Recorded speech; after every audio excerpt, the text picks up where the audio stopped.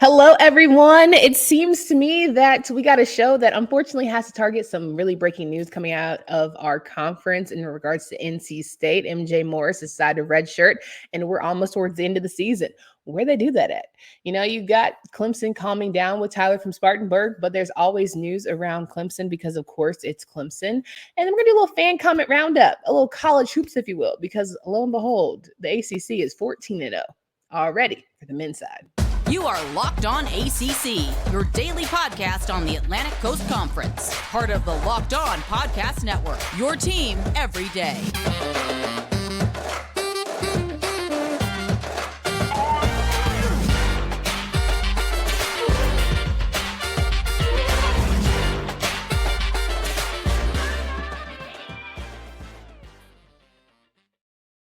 What's going on, everybody? Welcome to today's edition of Locked On ACC. I'm your host, Candace Cooper, joined by Kenton Gibbs of Locked On Wolfpack. Each and every day, you can find us wherever you listen to podcasts. Make sure you download, subscribe to the pod from anywhere. We know sometimes you love us, sometimes you hate us. Either way, you tune in and we appreciate the views. So let's get right into it, shall we? Today's episode is brought to you by our friends at FanDuel. To make every moment more, right now, new customers get $150 in bonus bets with any winning $5 money line bet. That's $150 if your team wins. Visit FanDuel.com/locked on to get started today. Kenton, how are you feeling? Okay.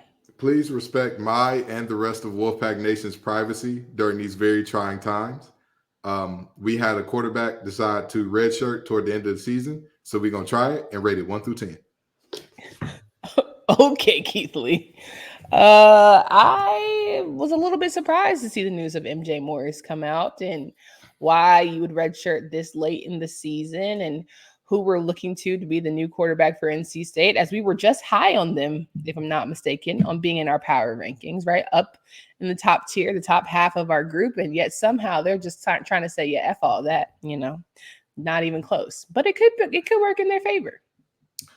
So here's something that I need many people to remember. The reality of this thing is very simple. It's 2023. Players are much more aware of the business side of this than ever before.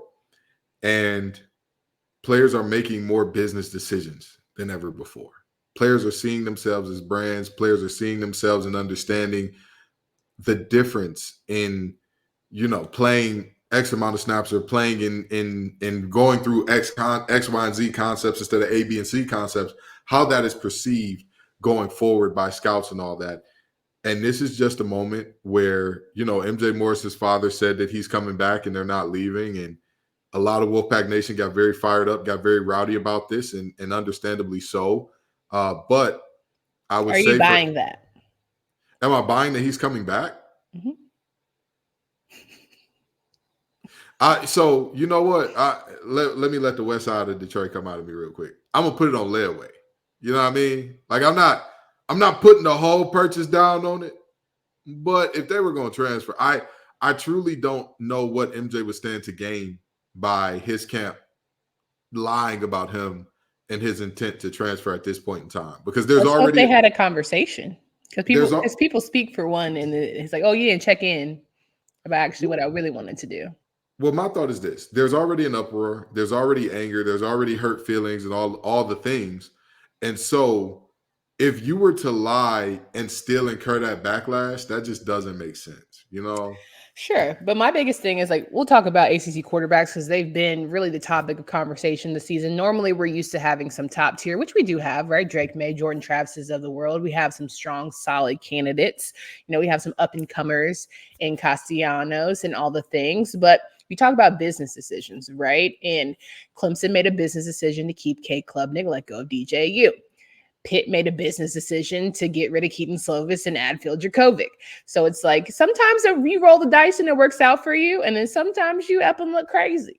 Sam Hartman, I think that was one of the worst business decisions in college football history, because every party got worse because of that. Every single party got worse. Mm-hmm. So, hey, here's the thing, right? These things don't come with a crystal ball. You can shake up your magic 8 ball and ask, hey, should I transfer out of here? and it'll give you an answer, but nobody truly knows the future. You know what I mean? None of us are omnipotent. None of us know exactly what's going to happen to a high degree. So I'm not going to speculate about this MJ situation, because when I was putting in calls to my sources this morning, I can say that some people were not surprised, as things had kind of been heading in a direction of like, it wouldn't be the worst thing in the world, but I mean, it wouldn't be the most unfeasible thing in the world, but you know, it's still a shock to many fans, because you're looking at a team that, you know, NC State has only won double-digit games in a season, I want to say once or twice in program history. This team still has that ahead of them. And to see that what ends up popping out is, they're not going to, you know, he's not going to be playing for the rest of the season at best, and he'll be back next year. At worst, we've seen the last of MJ Morris in NC State uniform.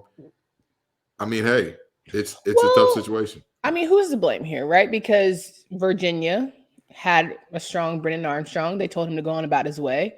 Robert and I, offensive coordinator, they have a relationship. NC State rolled the dice, had a gamble. You don't bring someone like Brennan Armstrong to NC State to not start him, I would honestly say. So you gave him an opportunity, and then maybe that's a slight toward MJ, who pretty much helped save the season last year. And then Brennan Armstrong works out how he does, or for lack of better terms, doesn't. And MJ sort of has to pick up the team, put his shoulder on his back, handles his business. Thank God for that defense.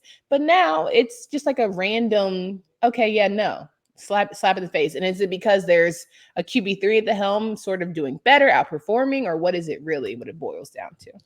I mean, I think it was just the fact that, you know, I'm not going to speak for MJ Morris. What I will say is this, though. My most educated guess on this, because I'm not going to lie and say, hey, I have contacts inside his camp and all that good stuff, because I don't, right? But what I will say is this. What I have noticed has been repeated to me, as I've heard around from my different sources in the program, is that there was a how do I put this? A dissatisfaction about the original starting QB situation, in terms of, David Dorn, in terms of Dave Dorn saying, hey, we're not going with the best guy. We're going with the most experienced guy, which naturally upset a lot of guys in the locker room, because, I mean, if we can be anything in this life, for real should be the first one. And if you're talking about a job where you get paid millions of dollars, and you're going to outwardly say, I'm not playing the best guy, and then the most experienced guy goes out there and stinks it up, the best guy would have rights to be angry, because why was I not playing to begin with? And or you could take the Kyron Jones approach, where you're still being a great teammate, and when it's your time to shine, you do what you got to do. You get over those growing pains, and you see it all the way through, because Kyron's seen it all the way through, and he's doing really good. I don't know. But I think that's a little different, because Kyron Jones was the challenger trying to unseat the incumbent in Grant Wells. That's fair. As opposed to MJ Morris having already been in Raleigh and being not necessarily the incumbent, but the guy with the experience who had played here already. And I understand that Robert and I's system is more familiar to Brennan Armstrong, but y'all saw the same games I saw. This wasn't Brennan not hitting passes because he just lacks the ability to do so. The processing was not there. The ability to make the correct read just was not there. And that terrified me, because, again, my brother in Christ, you're in year 6. You're a grown man. He had somewhat success at Virginia until Tony Elliott came there. We can argue that, right? He had a cannon. He was the redheaded assassin at some point, right? Mm-hmm. So I just, for a quarterback's sake, and we can finish out this conversation, I think as someone who's at the helm really leading, you see it through. I don't think you leave, especially until the season's over, because we have so many shakeups in here. We can go all day. But I think you should have saw it through, regardless. Not redshirt. I 1,000% agree. I 1,000% agree. And the biggest thing to me is this. At the end of the day, it's a lot better to go with the devil you know sometimes. So, for example, what do I mean by that? Let's look at Sam Hartman's situation again. And I hate to keep talking about him, because some people are going to say I'm picking on him or being unfair to him. Actually, no. What went wrong with the Sam Hartman situation is not on Sam Hartman at all. He went in and committed to Notre Dame when Tommy Rees was there. Tommy Rees is the king of letting the quarterbacks check at the line. Sam Hartman came out of a long mesh RPO offense where it's literally on the quarterback. The quarterback has more weight to make decisions than in almost any other offense, play to play to play. Mm-hmm. And so you go from that to an offense where Marcus Freeman says he doesn't have much freedom to check at the line and all that good stuff. You're making your quarterback play with his non-throwing hand behind his back, because that's one of the best things about Sam Hartman, the ability to get a pre-snap read and to say, okay, we need to get to this, or I need to make this decision in real time, which is what he excelled at. And you took him out of that. It's like putting Lamar Jackson in the offense where he can't run. It's like, what are we doing here? Like, that's just not what's ideal for him. And so that all happened now. Again, everybody got worse from that. Wake Forest got worse. Sam Hartman ended up with a worse receiving core than what he would have had at Wake Forest, which is insane to think about. Better offensive line, better running game, sure. But a worse worse receiving core rather than what he would have had at Wake Forest. And their struggles abound there for all parties involved, including Marcus Freeman, who's now being looked at like, hey, you got the quarterback, you got the team. Why are you not doing the thing? It's like everybody ended up in a worse situation from that. And so, I wish MJ Morris and the Morris family all the best in whatever their decision is and whatever they decide to do going forward. But again, sometimes, you think the grass is greener till you get over there and you find out, oh no, this is AstroTurf. This is not real grass. This is not real grass at all. At Coastal Carolina and be upset. But what do we do? You got to make a decision. You got to stick beside it. All right, let's talk about PrizePicks with basketball season here. You can now pick combo projections across football and basketball from the Specials League, a league created specifically for combo projections that includes two or more players from different sports or leagues. For example, you can have LeBron James, Travis Kelce hold the Taylor Swift at a 10.5 combo of 3 points made plus receptions. PrizePicks even offers reboot policy, so that your entries stay in play even if one of your players gets injured. For football and basketball games, if you have a player who exits the game in the first half and does not return in the second, that player is rebooted. PrizePicks is the only daily fantasy sports platform with injury insurance policy. So go to prizepicks.com/LockedOnCollege right now. Use code LockedOnCollege for a first deposit match of up to $100. Again, prizepicks.com/LockedOnCollege. Kenton Gibbs and I here talking through ACC news. We have the quarterback situation covered. Let's talk about some of the fan comments that we love to go over on Wednesdays. And, of course, check you guys because y'all have a lot to say this week. Power rankings. Y'all were a little quiet. I ain't going to lie because you pretty much saw it straightforward. I surprised, Kenton, that you didn't have any Canes fans up in your mentions. Just a couple people, though, if you want me to get to them. Well, how shocked I am that the Canes were a little quiet this week. But please, read any comments you feel. Well, timeout from Mr. Willie. He said all 3 timeouts because we know Mario won't use them. I want to make sure that I'm 100% clear. Kenton Gibbs, are you saying that Miami's loss to Georgia Tech is the reason why Miami lost to NC State? 1, 2, 3. I just want to make sure that we're all crystal clear. I'm not saying that Miami's loss to Georgia Tech is why they lost to NC State. What I am saying is that was the beginning of a downhill slide. And I'm not saying that, it's 100% snowball effect, but you cannot ignore that as part of why this happened. Mm-hmm. And I think the biggest thing that we need to have a very serious conversation about is how good is Miami really? For all the stuff that people talk about, the top 25 offense, top 25 defense, all this good stuff. Sure. Again, you ran it up on Bethune-Cookman, Temple, and company so much. Of course it looks like that.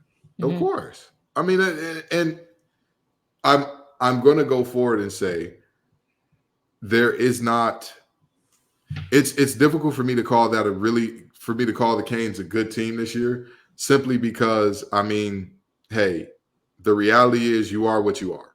Mm-hmm. Everybody loves to use the phrase, you're better than what your record says and all that good stuff. Are you really?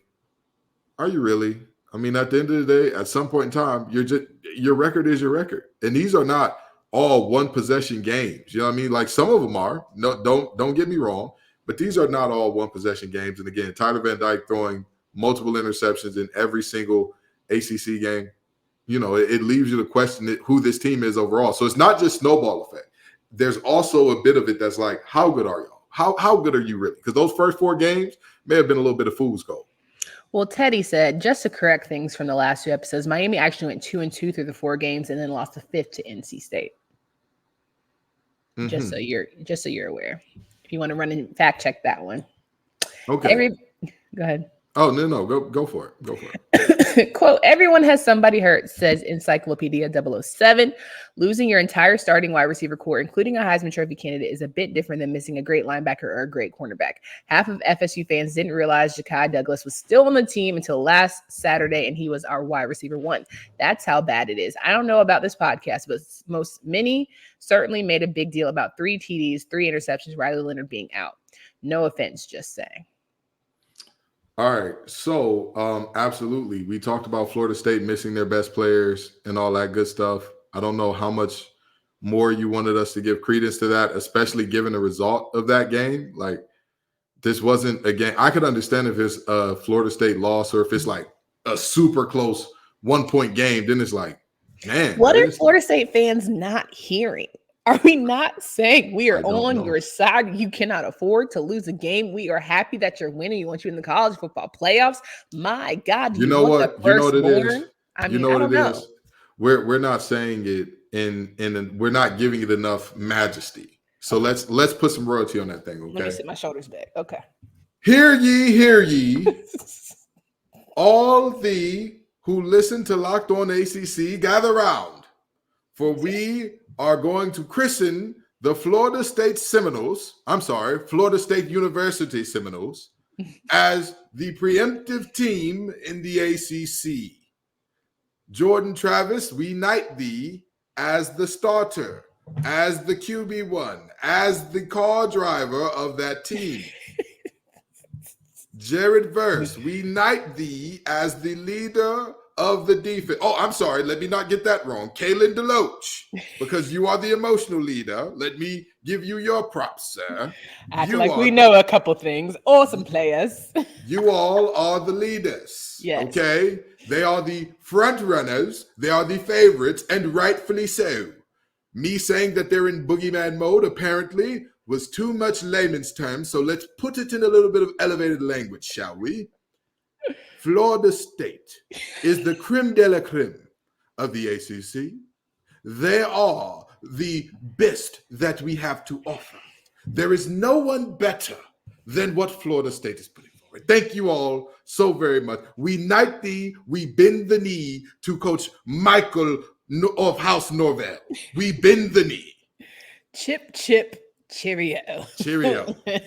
God save the queen. God save the queen, honey. Queen Latifah, that is. All right. Wait, they got a king now. God save the king. God save the king.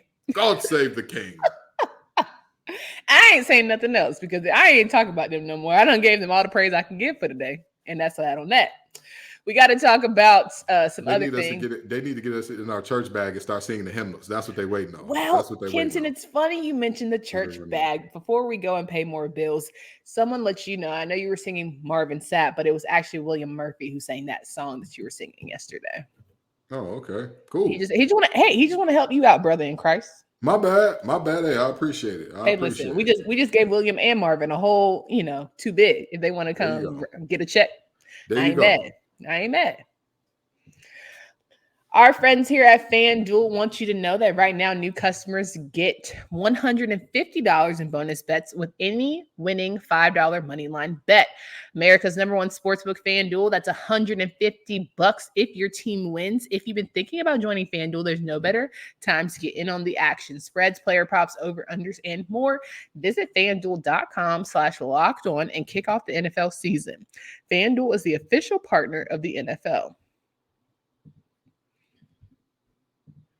Rocking and rolling with Kenton Gibbs, going through some fan comments just to round out this last one here.